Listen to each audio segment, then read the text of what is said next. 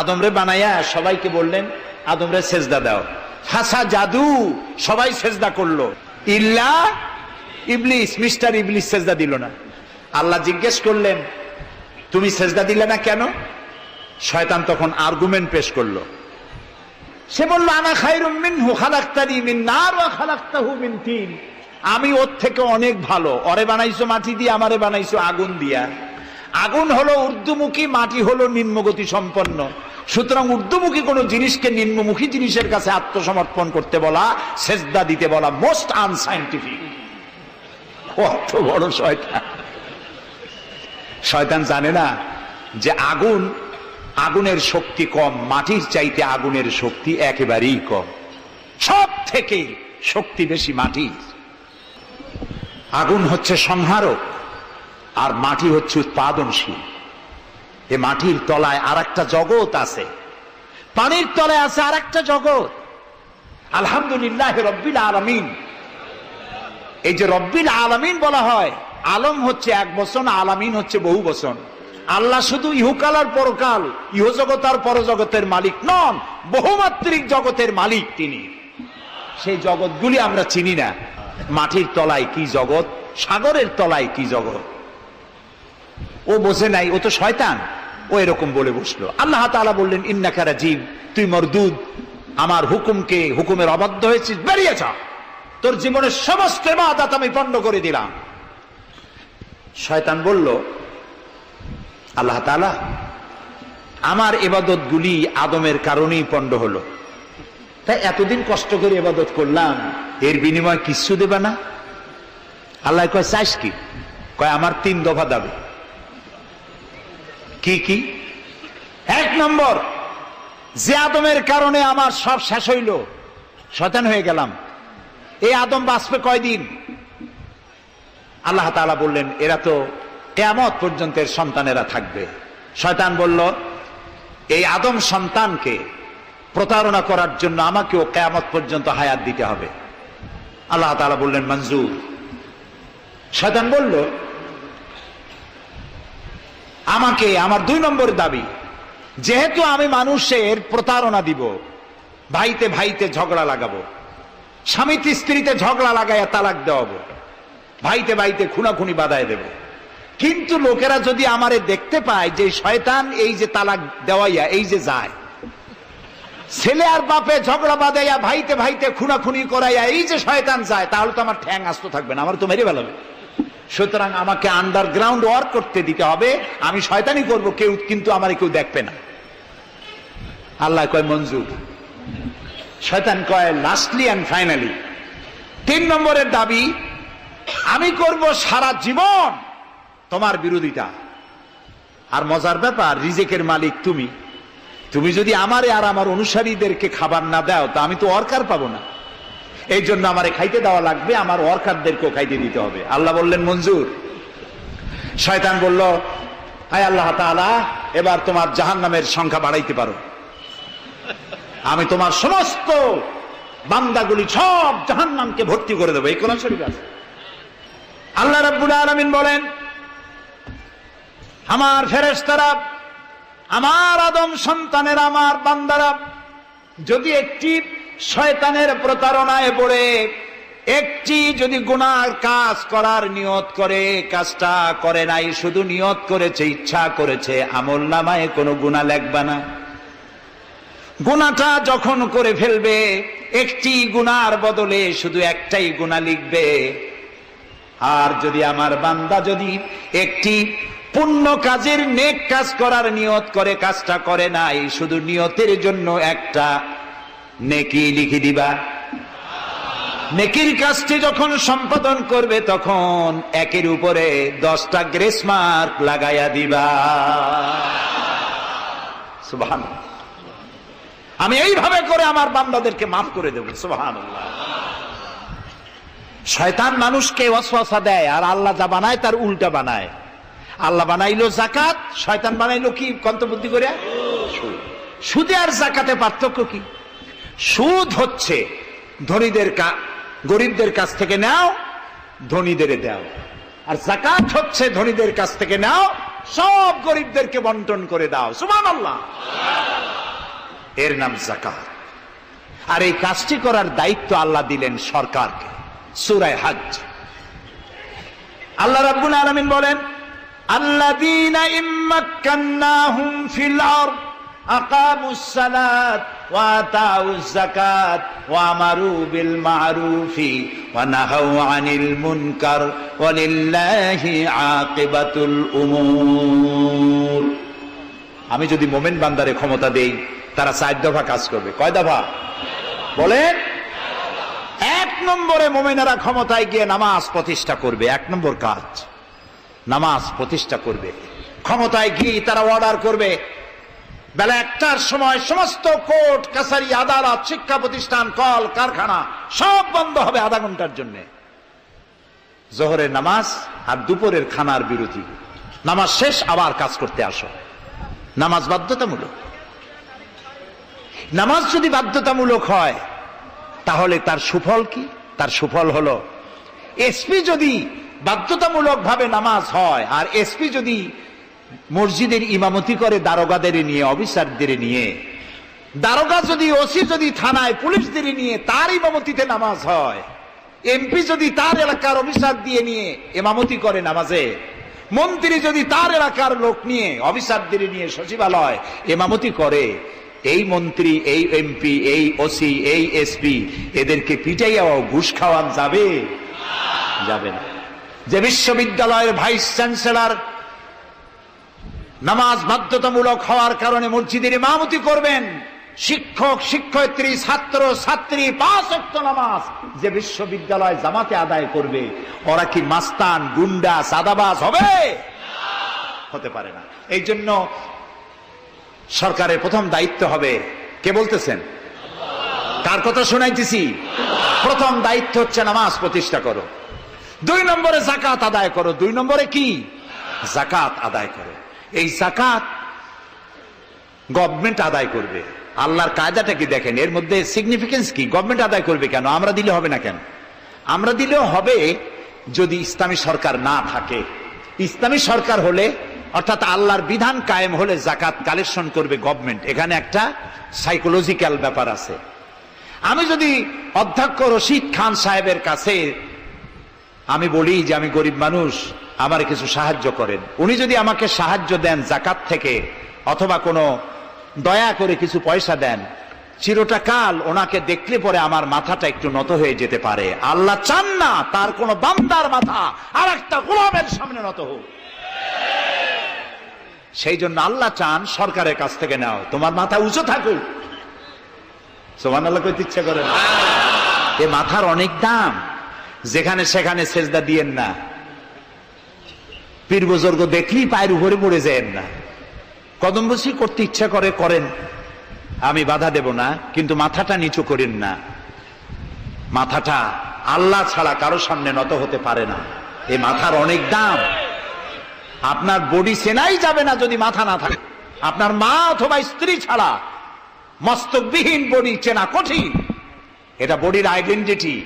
এই জন্য দেখবেন পৃথিবীর সমস্ত প্রাণী খাবারের সময় রুজির উপরে, রিজিকের উপরে মুখ লাগাইয়া খায়। গরু, বাছুর, মুরগি, হাঁস, হাতি, বাঘ, ভল্লুক, ময়না, টিয়া সব খাবারের উপরে মুখ লাগাইয়া খায়। কেবলমাত্র মানুষ খাবারের সময় খাবারটা মাখাইয়া মাথা উঁচু থাকে এখানে দেয়। আল্লাহ চান রিজিকের সামনে আমার বান্দার মাথা নত হবে না। মাথা নত হবে তো রাজ্জাকের সামনে নত হবে, রিজিকের সামনে নয়। সুতরাং গভর্নমেন্টের কাছ থেকে নাও, তাহলে তোমার মর্যাদা ঠিক থাকবে, কোনো ব্যক্তির কাছ থেকে নয়। গভর্নমেন্ট কালেকশন করবে, গভর্নমেন্ট বিতরণ করবে। এরপরে দারিদ্র বিমোচন ইসলামের সব থেকে বড় প্রোগ্রাম, দারিদ্র বিমোচন করা।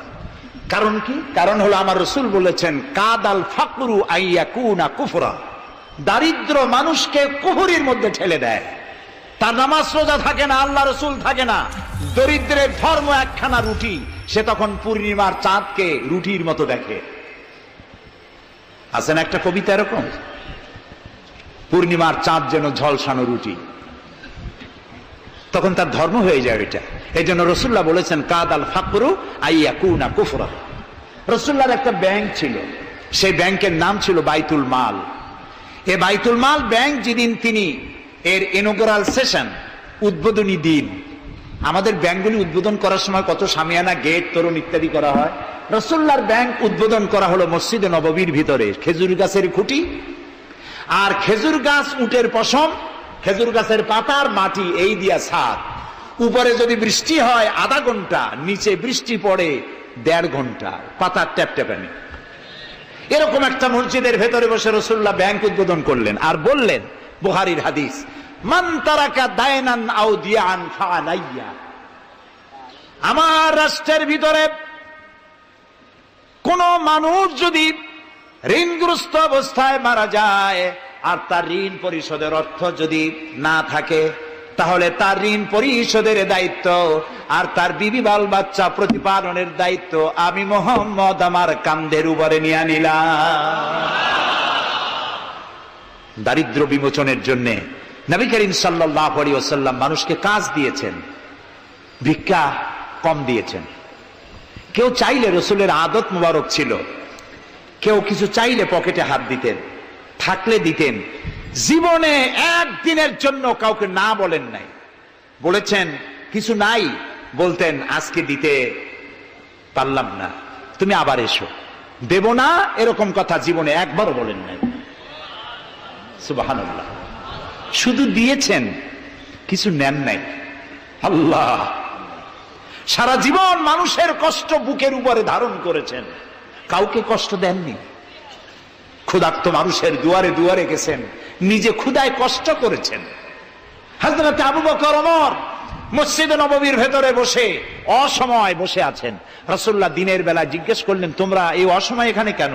তারা বললেন, আমরা ক্ষুধার্ত, 2-3 দিন কিছু খাই না। রাসূলুল্লাহ বললেন, আমারও তো একই অবস্থা, চলো। 3 জন বেরিয়ে গেলেন। মসজিদে নববীর পাশেই ছিল হযরত আবু আইয়ুব আনসারী রাদিয়াল্লাহু তাআলা আনহুর বাড়ি। আমি 1973 সনে স্বাধীন বাংলাদেশের প্রথম হজ আমি করেছিলাম। 4733 টাকা ছিল বিমানের ভাড়া। তখন মসজিদে নববীর পাশেই ছিল আবু আইয়ুব আনসারী রাদিয়াল্লাহু তাআলা আনহুর বাড়ি। সেই বাড়িতে গেলাম। ওইখানে একটা বাক্সের ভিতরে, একটা গ্লাসের বাক্সের ভিতরে ছিল রসুলের ব্যবহার করা তরবারি, তীর আর ধনুক। আমি বহুত চেষ্টা করছিলাম গ্লাসটা উঠাবার জন্য, কারণ এটা সেই তরবারি, সেই তীর, সেই ধনুক যেখানে আমার রসুলের হাতের পরশ লেগেছিল। যদি ধরতে পারতাম প্রাণ করে একটা চুমা দিতাম। এই বাড়িতে গিয়ে রাসূলুল্লাহ উপস্থিত হলেন। আবু আইয়ুব আনসারী, 3 জন মেহমান, এর থেকে শ্রেষ্ঠ মেহমান আছে? স্ত্রীকে বললেন, তাড়াতাড়ি একটা ছাগল জবাহ করো, রুটি বানাও। তিনি চলে গেলেন বাগানে, বাগান থেকে কিছু খোরমা আনলেন। হাদিস শোনাচ্ছি, গল্প নয়। কিছু খোরমা এনে রসুলের সামনে রাখলেন। রাসূলুল্লাহ বললেন, এর মধ্যে কাঁচা পাকা, আধা পাকা 3 পদের খাজুর, আমি কোনটা খাবো? হযরত আবু আইয়ুব বলেন, 3 প্রকারের খেজুরে আপনি হাত দিবেন, কারণ আপনার হাত যে প্রকারের খেজুরের গায়ে লাগবে আমার বাগানে আল্লাহ রাব্বুল আলামিন সেই খেজুরে বরকত দিয়া দিবেন। কিছুক্ষণ পরে রান্না হয়ে গেল। রাসূলের সামনে গোশত আসলো, রুটি আসলো। আল্লাহর নবী খাবারের শুরুতে 2-1টা রুটি আর 2-3টা গোশত টুকরা রুটি দিয়া পেঁচায়া হযরতে আবু আইয়ুব আনসারীর হাতে দিয়া দিলেন। বললেন, আবু আইয়ুব, এই রুটি আর গোশত টুকরা নিয়ে যাও, আমার কলিজার টুকরা মা ফাতেমা গত 3 দিন হলো কিছু খায় নাই। দুনিয়ার মানুষের খাবার পৌঁছায়ছেন, নিজে না খেয়ে থেকেছেন। হযরত আয়েশা বলেছেন, 1 দিন 2 দিন না, মাসের পর মাস রাসূলুল্লাহর স্ত্রীদের ঘরে চুলায় আগুন জ্বলে নাই। হযরত ওমর রাদিয়াল্লাহু তাআলা আনহু রাসূলুল্লাহর ঘরে প্রবেশ করেছেন। এখনো ঘরটা আছে মসজিদে নববীর কোনায়, ছোট্ট ঘরটা, বিশ্বনবীর ঘর। তিনি ঘরের মধ্যে প্রবেশ করে দেখেন রাসূলুল্লাহ শুয়ে আছেন। তারপরে হযরত আবু বকর সালাম করলেন, রাসূলুল্লাহ উঠে বসলেন। হযরতে ওমর রাদিয়াল্লাহু তাআলা আনহু বাচ্চা শিশুর মতো ডুকরে কেঁদে উঠলেন। নবীজি জিজ্ঞেস করলেন, ওমর কাঁদো কেন?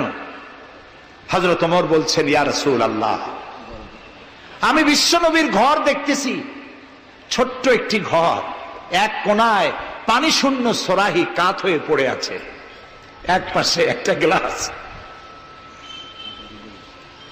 আর আপনি যে বিছানায় শোয়া, চাদর নাই, বালিশ নাই, দড়ি দিয়া বুনানো খাটিয়ার উপরে শুয়েছিলেন, হাতের তলায়, মাথার তলায় হাত দিয়ে আপনার জান্নাতি শরীর মোবারকের পিঠের উপরে দড়ির দাগ আমি সহ্য করতে পারছি না ইয়া রাসূলুল্লাহ। কাফেরেরা পৃথিবীতে এত শান্তি করলো, আর আল্লাহ রাসূলের গায়ে দড়ির দাগ। আপনি আমাকে অনুমতি দেন, আমি একটা তোষক আপনাকে বানায় এনে দেই। রাসূলুল্লাহ বললেন, ওমর, আমি যদি হুকুম করি, এই যে ওহদ পাহাড়টা আমার জন্য সোনায় পরিণত হয়ে যাবে। আমি পৃথিবীতে শান্তি করতে আসি নাই, এসেছি মানবতার মুক্তির জন্য, কল্যাণের জন্য।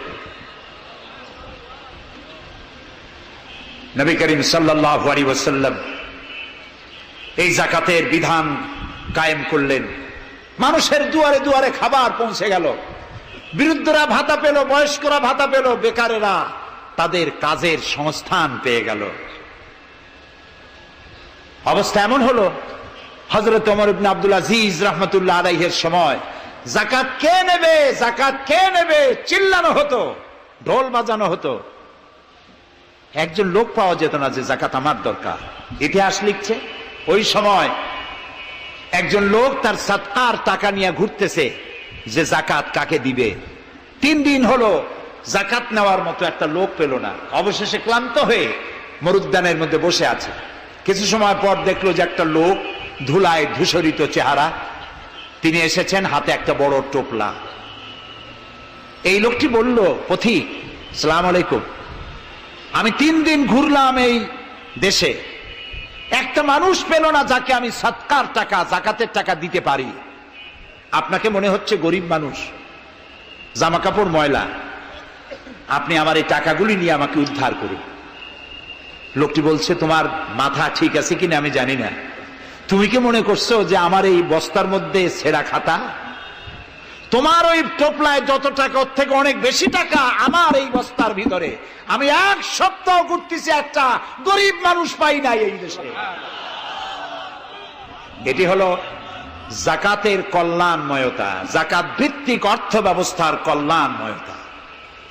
যারা এই যাকাত দেয় না, অর্থকে সঞ্চিত করে, সোনা এবং রূপাকে সঞ্চয় করে, তাদের সম্পর্কে আল্লাহ কি বলছেন?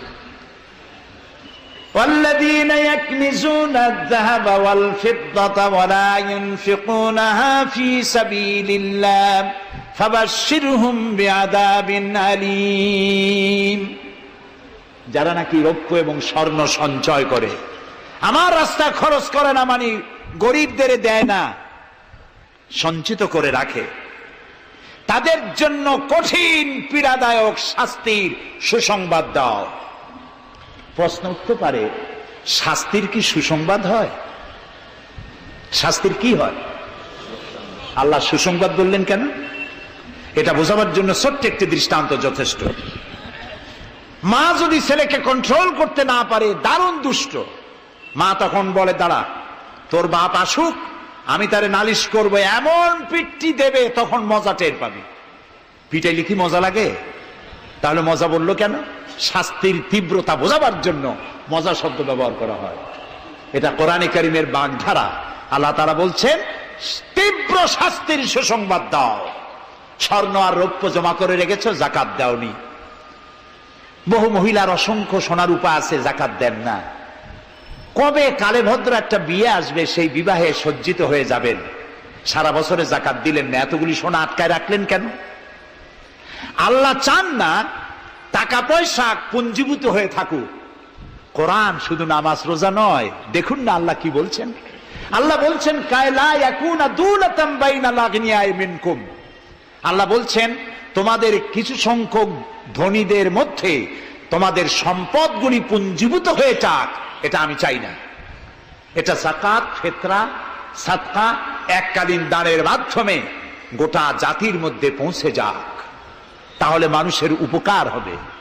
সুতরাং 7.5 তোলা নিচ পর্যন্ত যাকাত আপনার না দিলে চলবে। যখন 7.5 তোলা হবে, তখনই জাকাত শুরু হবে। যত বেশি হয় গোড়া থেকে শুরু করে সবটা দিতে হবে। 52 তোলা রূপা হলে জাকাত দিতে হবে। এই জাকাতের টাকা না দিয়ে যারা জমা করে রাখেন, শাস্তিটা কি হবে শোনেন। আল্লাহ শাস্তির ধরনও বলছে, ইয়াউমা ইউহমা আলাইহা ফি নারে জাহান্নাম ফাতুকওয়া বিহা জিবাহুম ওয়া জুনুবুহুম ওয়া যুহুরুহুম হাযা মা কানাজতুম লিআনফুসিকুম তাকনিজুন। এমন একদিন আসবে যখন এই স্বর্ণ আর রৌপ্যকে জাহান্নামের আগুন দিয়ে জ্বালায়া সিল বানানো হবে, আর এই সিলগুলি তোমার কপালে, তোমার পার্শ্বদেশে, তোমার পৃষ্ঠদেশে সিল মারা হবে জাহান্নামের আগুন দিয়ে। আর বলা হবে, হাযা মা কানাজতুম লিআনফুসিকুম, এই হলো তোমার সেই সব সঞ্চিত সম্পদ যা তুমি সঞ্চয় করে রেখেছিল, আল্লাহর রাস্তায় খরচ করো নাই। রাসূলের কাছে প্রশ্ন হয়েছে, ওয়ায়াসআলুনাকা মাযা ইউনফিকুন, হে রাসূল আপনাকে প্রশ্ন করা হয় যে কি খরচ করব। আল্লাহ তাআলা বলছেন, কুলিল আফওয়া, বলুন প্রয়োজনের অতিরিক্ত জিনিস আল্লাহর রাস্তায় খরচ করে দাও। আমরা প্রয়োজনের অতিরিক্তটা ব্যাংকে জমা রাখি, আল্লাহ বলেন খরচ করো। যত খরচ করবে আল্লাহ তত বাড়াই দিবেন। দেখেন না আল্লাহ বাড়ায় কেমনে। আল্লাহরে বিশ্বাস করেন যে আল্লাহ যে বাড়াইতে পারেন, এটাকে বিশ্বাস করেন? এটি তো ইমানের প্রশ্ন। কেউ যদি জবাব দিতে ব্যর্থ হন তাহলে তো কুলক্ষণ। আল্লাহ কি সম্পদ কমানো আর বাড়ানোর মালিক কে? ইয়ামহাকুহুল্লাহুর রিবা ওয়া ইউরবিস সাদাকাত। আল্লাহ তাআলা বলছেন আমি সুদকে ধ্বংস করি আর সাদকাকে বৃদ্ধি করি। হালালে বরকত হয়, হারামে বরকত হয় না। আজ গোটা পৃথিবীতে, শুধু বাংলাদেশে নয়, গোটা বিশ্বে ওয়ার্ল্ড ব্যাংকের দৃষ্টিতে ইসলামী ব্যাংক পৃথিবীতে সব থেকে সফল ব্যাংক। তাও আলহামদুলিল্লাহ কব না। কেন? কারণ হালালে বরকত হয়, হারামে বরকত হবে না। আচ্ছা, কুত্তায় বাচ্চা দেয় কয়টা কম তো? ওর তো ফ্যামিলি প্ল্যানিং নাই, জনমের মতো হয়। এই কুত্তাগুলি যদি সব বাঁচত তাহলে বরিশাল দিয়ে হাঁটতে পারতেন? কুত্তার জ্বালায় হাঁটতেই পারতেন না। গরুতে, গাভীতে বাছুর দেয় কয়টা বছরে? একটা, মাত্র একটি। আর মুসলমানেরা গরু যা জন্মের খাওয়া খায়, তারপরেও কুত্তা বেশি না গরু বেশি? এই কারণে, যেহেতু গরু হালাল তাই গরুতে বরকত, কুত্তা হারাম তাই বরকত নাই। ইসলামী ব্যাংক শুধু ব্যাংকিং সেক্টরে কাজ করে না, জাতির কল্যাণমূলক বহু সংখ্যক কাজ তারা করে থাকে। ইসলামী ব্যাংক হাসপাতাল, ইসলামী ব্যাংক ব্যাংকের জন্য কলেজ, ইসলামী ব্যাংক দিয়ে যখন ডিজাস্টার হয়, দুর্ভিক্ষ হয়, যখন বন্যা হয়, জলোচ্ছ্বাস হয়, লক্ষ কোটি কোটি টাকা তারা দুহাতে বিতরণ করে। হ্যাঁ, অনেক প্রকল্প আছে। মেধাবী ছাত্র, গরিব ছাত্রদেরকে স্টাইপেন্ড দেয়, বিধবা নারীদেরকে কি বলে ওকে সেলাই করে, সেলাই মেশিন দেয়। জাকাত আর একটু বলি, আপনারা বিরক্ত হন না তো? জাকাত আমরা কি করি? বছরে একদিন শাড়ি আর লুঙ্গি কিনে প্রদর্শন করি, এক্সিবিশন। অমুক সাহেব জাকাত দেবেন, আপনারা আসবেন। দলে দলে ফকিররা আসলো, একটা লুঙ্গি আর শাড়ি নিতে গিয়ে পদপিষ্ট হয়ে 5টা 10টা মারা গেল। হয় নাই বাংলাদেশে? এই প্রদর্শনী এক্সিবিশনের কোনো মানে নাই। জাকাত নিতে তোমার বাড়ি কেন লোক আসবে? তুমি জাকাতের টাকা তার হকদারের কাছে পৌঁছাইয়া দিবা। কারণ গরিব তোমার করুণার পাত্র নয়। অফি আমওয়ালিহিম হাক্কুল লিসাইলি ওয়াল মাহরুম। আল্লাহ তাআলা বলছেন তোমার সম্পদের ভিতরে গরিবদের অধিকার আছে। গরিব তোমার করুণার পাত্র নয়। জাকাত দিয়ে আসো তার বাড়ি যায়। তবে শাড়ি আর লুঙ্গি দেওয়া কোনো অর্থবহ কাজ নয়। কি দিবেন? রাসূলুল্লাহর কাছ থেকে শিখুন। ওই যে একজন আসলো, ভিক্ষা চাইলো, বলল তোমার কি কিছু নাই? বলল আছে। কি আছে কন্ত? মাশাআল্লাহ, জানি সবাই, কিন্তু আমল করি না। দুনিয়ায় যত ভালো কথা সব বলা হয়ে গেছে, বাকি আছে শুধু পালন করা। রাসূলুল্লাহ তাকে বললেন কম্বল আনো। বিক্রি করে কিনলেন কি? কুড়াল। রাসূলুল্লাহ তার নিজের পবিত্র হাত দিয়ে কুড়ালে হাতল লাগায় দিলেন। বললেন যাও জঙ্গলে কাঠ কাটো, বাজারে বিক্রি করো, ভিক্ষা কোনো দিন আর করবা না। এক বছর পর, হাদিস শুনুন, এক বছর পর ওই ভিক্ষুক এসে বলছেন, আসসালামু আলাইকা ইয়া রাসূলুল্লাহ, হুজুর আপনি আমাকে চিনেছেন? আমি সেই ভিক্ষুক যে ভিক্ষা নিতে এসেছিলাম, আপনি আমাকে ভিক্ষা না দিয়ে কুড়াল দিছিলেন, কুড়াল দিয়া কাটকাটিয়া বাজারে বিক্রি করে আমার কাছে এখন যাকাত দেওয়ার মতো অর্থ জমা হয়ে গেছে। এটার নাম ইসলাম। শুধু নামাজ রোজা জিকির আজগারের জন্য শুধু নয়, নামাজ রোজা জিকির আজগার তো করব, কিন্তু আমার মানুষকে দারিদ্র বিমোচন করতে হবে। সুতরাং যাকাতের টাকা দিয়ে একটা শিক্ষিত বেকার যুবককে একটা কম্পিউটার কিনে দেন, একটা বিধবা মহিলাকে একটা সেলাই মেশিন কিনে দেন, তার সতীত্ব সে বাঁচাতে পারবে। ক্ষুধার জ্বালায় মানুষ যখন অসহনীয় পর্যায়ে চলে যায়, তখন সে দেহ ব্যবসার মতো নিকৃষ্ট পর্যায়েও চলে যায়। এজন্য ধনীরা দায়ী হবে আল্লাহর কাছে। কচু গাছ কাটতে কাটতেই মানুষ খুন করে। একটা এতিম বাচ্চা ক্ষুধার জ্বালায় ঘুরতেছে, ওই বাচ্চাটি আপনি তাকে একটু আদর করেন, ওরে আপনি একটা চীনাবাদামের বাক্স কিনে দেন 50 টাকা 100 টাকা দিয়া, কিছু চীনাবাদামের পুঁজি দেন, একটা পানের খিলি বানাইয়া বিক্রি করার পুঁজি দেন, কয়েকটা বুট পলিশের কালি আর ব্রাশ কিনে দেন, সে রাস্তায় বসে জুতা পালিশ করবে, ছেলেটি পকেট মারা থেকে চুরি করা থেকে বেঁচে যাবে, সমাজ সংস্কার হবে, সমাজ অপরাধ মুক্ত হবে, সমাজ থেকে দারিদ্র বিমোচন হবে। আলহামদুলিল্লাহ বলেন। আপনি কি জানেন এই যে গাছগুলি লাগালে পরে কত সওয়াব হয়, এবং দারিদ্র বিমোচনের জন্য গাছের কি বিশাল ভূমিকা। রাসূলুল্লাহ বলেছেন হাদিস, তোমার কাছে যদি এমন খবর আসে যে কিয়ামত হচ্ছে, আর তখন যদি তোমার কাছে কোনো গাছের চারা থাকে, কিয়ামত হচ্ছে, গাছের চারাটি কিয়ামত আসার পূর্বেই গাছের চারাটি লাগিয়ে যাও, কিয়ামতের দিন সাদকায়ে জারিয়ার সওয়াব পেয়ে যাবে। একটি গাছ যদি কেউ লাগায়, ওই গাছে যত পাখি বসবে, ফল হবে, মানুষে খাবে, আশ্রয় নেবে মানুষেরা, কিয়ামত পর্যন্ত সাদকায়ে জারিয়ার সওয়াব মানুষ কবরে বসে বসে পেতে থাকবে। সব জায়গায় সওয়াব আর সওয়াব জানি না, খালি মনে করি ইল্লাল্লাহ ইল্লাল্লাহ বলতে পারলেই সওয়াব। আর খালি ইল্লাল্লাহ বলবেন বা কেন? যারা এই ধরনের জিকির করেন, আমার মনে দারুণ প্রশ্ন, জবাব খুঁজে পাই নাই। আল্লাহর কলেমাকে খণ্ডিত করে জিকির করার পারমিশন কোন হাদিস দিয়েছে? কে দিয়েছে এই পারমিশন? লা ইলাহা ইল্লাল্লাহ, এটা হলো পূর্ণাঙ্গ কালেমা, কমপ্লিট হচ্ছে মুহাম্মদুর রাসূলুল্লাহ। আফজালুজ যিকর লা ইলাহা ইল্লাল্লাহ। কতক্ষণ লা ইলাহা ইল্লাল্লাহ, কতক্ষণ ইল্লাল্লাহ ইল্লাল্লাহ ইল্লাল্লাহ। এর অর্থ কি? আল্লাহ ছাড়া, আল্লাহ ছাড়া, আল্লাহ ছাড়া। আল্লাহ ছাড়া কি? কমন সেন্সের শুধু কমন বাদ দিয়া শুধু সেন্স যদি থাকে, কোন মুসলমানের এমন জিকির করা উচিত নয়। তবে common sense is very uncommon. দুর্ভাগ্য জাতি। প্রিয় ভাই সব, দারিদ্র বিমোচনের জন্য আল্লাহ তাআলা এসব ব্যবস্থা করে রেখেছেন। কাজ করে খাও, আয় থেকে দায় শোধ করো। আপনার পুকুর কেটে চতুর্দিকে পুকুরের কান্দায় পেঁপে গাছ লাগান, কলা গাছ লাগান, হাঁস পালেন, হাঁসগুলি পানিতে সাঁতার কাটবে, ভেতরে মাছ থাকবে, হাঁসের পায়খানা খেয়ে মাছ বড় হবে, হাঁস বড় হয়ে ডিম দেবে, এই ডিম বিক্রি করবেন, মুরগি বিক্রি করবেন, পেঁপে বিক্রি করবেন, কলা বিক্রি করবেন। মানুষের কাছে হাত পাতার চাইতে নিকৃষ্ট কাজ আর নাই। রাসূলুল্লাহ বলেছেন, আল্লাহর কাছে এই রকমের হাতের চাইতে এই রকমের হাতের মর্যাদা বেশি। এইটার নাম কি? চাওয়া। বলেন এইটার নাম কি? এইটার নাম আল্লাহর কাছে এইটার কোনো দাম নাই, কোনো দাম নাই। আল্লাহর কাছে দাম এইটা। এই জন্য যারা শ্রমিকদের সম্পর্কে আমার রাসূল বলেছেন, আল কাসিবু হাবিবুল্লাহ, যারা সহজে উপার্জন করে খায় ওরা আল্লাহর বন্ধু। আপনারা শ্রমিক না, সেই জন্য সুবহানাল্লাহ কইতে পারলেন না। আলহামদুলিল্লাহ বলে।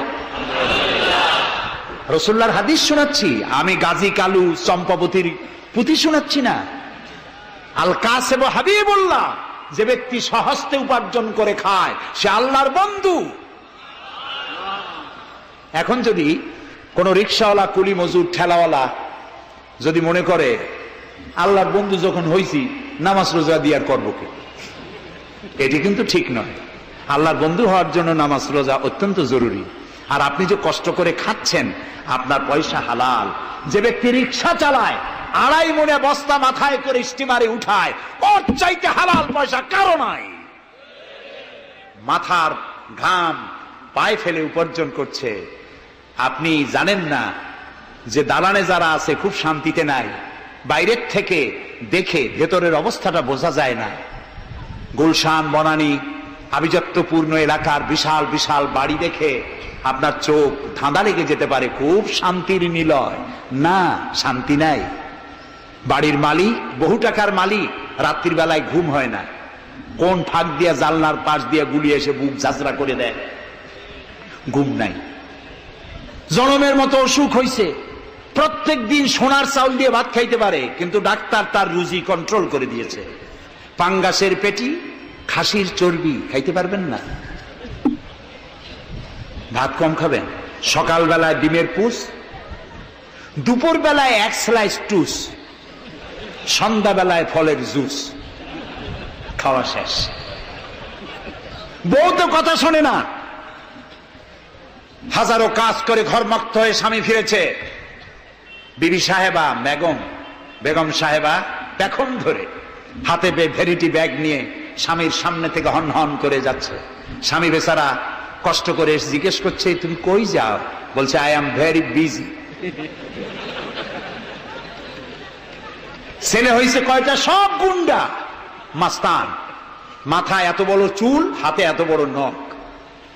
মেয়েগুলি বয়ফ্রেন্ড নিয়ে কোথায় চলে গেছে। বেটা বাড়ির কাজের লোক, কাজের মেয়েদের হাতের দেওয়া খানা খাইলো, আদর পাইল না, যত্ন পাইল না, সম্মান পাইল না।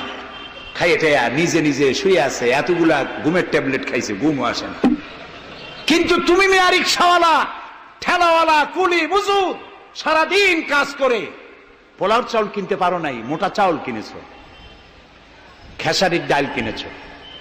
একটু কিনে বাড়িতে বউ রান্না করেছে। আমি চোখে দেখা কথা বলি, আল্লাহ তাআলা এই বয়সে কম দেখান নাই।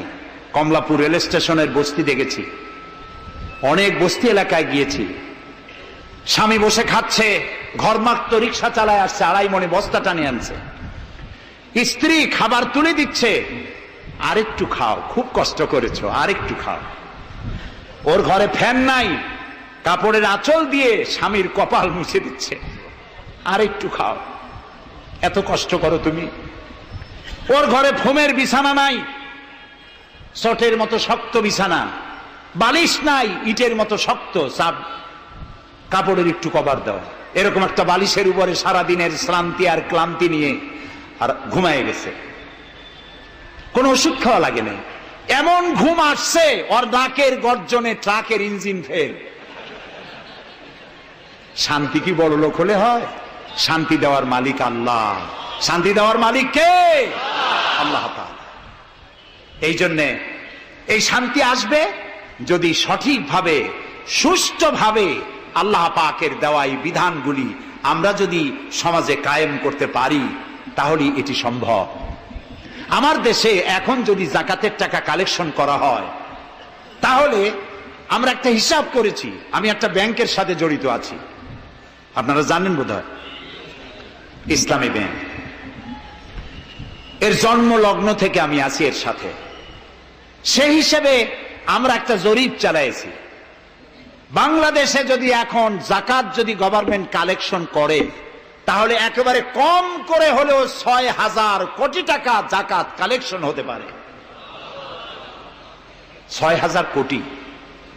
আর ওয়াকফ এস্টেট আছে বাংলাদেশে লক্ষ লক্ষ একর জমিন, যা বিভিন্ন মোতাল্লি তারা সিন্দাবাদের দত্তের মতো ওয়াকফ সম্পত্তির উপরে চেপে বসে আছে। এই ওয়াকফ সম্পত্তি যদি উদ্ধার করা যায়, আর যাকাত আর ওশরের টাকা যদি গভর্নমেন্ট কালেকশন করতে পারে, বাংলাদেশের দারিদ্র্য বিমোচনের জন্য পৃথিবীর কারো কাছ থেকে একটি টাকাও নেওয়ার দরকার নাই। এই যে 6,000 কোটি টাকার শূন্যতা, ভেকুয়াম সৃষ্টি হলো বাংলাদেশে, এই শূন্যতা পূরণের জন্য এগিয়ে এলো এনজিওরা, এবং তারা সুদের বাণিজ্য শুরু করলো। ব্যাংক সুদ নেয় 15 or 17%, আর এনজিওরা নেয় 35 থেকে 40%। মারাত্মক সুদখোর সমাজে কাবলিওয়ালাদের মতো সুদ চালু করে দিয়েছে। প্রিয় ভাই সব, বাংলাদেশ এটি সম্পদশালী দেশ। যারা বলে, আমি পার্লামেন্টে একবার বক্তৃতায় বলেছিলাম যে যারা বলে বাংলাদেশ গরিব, আমি তাদের সাথে একমত হতে পারি না। আমার দেশ সম্পদশালী দেশ, আলহামদুলিল্লাহ বলে। আমার দেশ, এ বাংলাদেশের আবাদযোগ্য জমির পরিমাণ 2,40,00,000 একর। আলহামদুলিল্লাহ বলবেন না? এখানে বনজ সম্পদ আছে 32,53,860 কিলোমিটার বর্গমিটার নিয়ে, বর্গমাইল জুড়ে। এখানে আল্লাহর হিকমতটা দেখেন। সুন্দরবন আমাদের থেকে দূরে না কাছে? বরিশাল, বরগুনা, বাগেরহাট, সাতক্ষীরা, এই এলাকায় সুন্দরবন কে বানাইছে? কোন গভর্নমেন্ট বানিয়েছে? কেন আর অন্য জায়গায় বানানো হলো না কেন? উত্তরবঙ্গে বানাইলো না কেন? কারণ আমাদের বঙ্গোপসাগর হলো সাইক্লোন জোন। এখান থেকেই ঘূর্ণিঝড়ের উৎপত্তি হয়, সাইক্লোন জোন। 240, 80, 300 অথবা সহস্র মাইল স্পিডে বা 500 মাইল স্পিডে ঝোড়ো হওয়া প্রবাহিত হওয়ার জন্য ঘূর্ণিঝড় প্রস্তুতি দেয়। আবহাওয়া বার্তা দিয়ে তা শোনানো হয়। উপকূলীয় এলাকায় যদি আল্লাহ তাআলা সুন্দরবন তৈরি না করতেন, তাহলে সমুদ্রের ঘূর্ণিঝড়ের প্রথম ধাক্কায় কুয়াকাটা, পটুয়াখালী, বরগুনা, সাতক্ষীরা, পিরোজপুর, বাগেরহাট, বরিশাল প্রথম ধাক্কায় উড়ে চলে যেত। আল্লাহ তাআলা কি দয়া, সুন্দরবন বানাই দিয়ে প্রোটেক্টেড করেছেন। তাও আমরা সুবহানাল্লাহ বলবো না? এই সুন্দরবন রক্ষার জন্য গভর্নমেন্ট পাহারাদার লাগিয়েছে, কিন্তু পাহারাদারেরা নিজেরাই রক্ষকরা হইছে ভক্ষক, জন্মের খাওয়া খাইতেছে। আল্লাহ দেখলেন যে এরা তো এই ধরনের মানুষ খুব বেকায়দা, সেই জন্য আল্লাহ তাআলা নিজেও কিছু পাহারার ব্যবস্থা করলেন। সেই পাহারাদার কে? Royal Bengal tiger. যদি সামনে পড়েন 10 কোটি টাকা ঘুষ দেবেন, এ কথা শুনলেও আপনারে ছাড়বে না।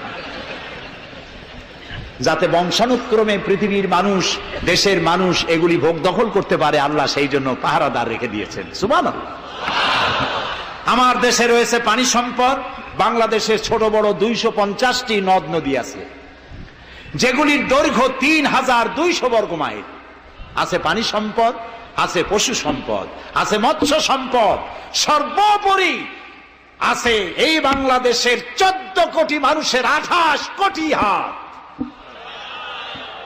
এই হাতগুলি যদি ভিক্ষুকের হাত না হয়ে কর্মীর হাত হয়ে যায়, তাহলে আমাদের দেশ গরিব থাকতে পারে না। আমার দেশের সম্পদের অভাব নাই, যথেষ্ট সম্পদ আছে, শুধুমাত্র ইকুয়াল ডিস্ট্রিবিউশন নাই। সৎ এবং যোগ্য নেতৃত্বের অভাবে এই চরম দুরবস্থার সৃষ্টি হয়েছে, আরো হয়েছে রাজনৈতিক প্রতিহিংসার কারণে।